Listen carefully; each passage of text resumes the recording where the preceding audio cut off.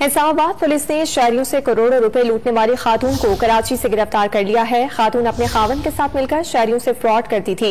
इसी पर बात करेंगे डॉन न्यूज के नुमाइंदे शकील कराड़ से। शकील बताएगा पुलिस का मजीद क्या बताना है इस खातून से मुतालिक।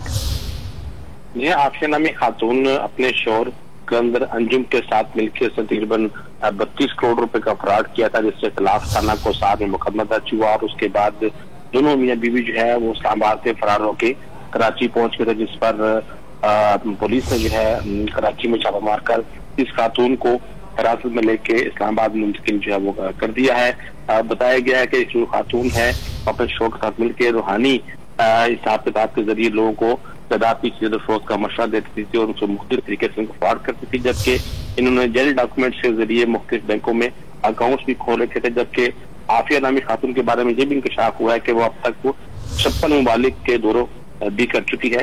पुलिस ने तमाम जो रिकॉर्ड उसका मेंटेन शुरू कर दिया। पाकिस्तान में किसी और इलाके में भी इनके खिलाफ कोई दरखास्त या मुकदमा दर्ज हो। अपडेट्स के लिए बहुत शुक्रिया। ताज़ा तरीन वीडियोस के लिए हमारा YouTube चैनल सब्सक्राइब करके बेल आइकन प्रेस करिए ताकि आपको मिले हर अपडेट सबसे पहले।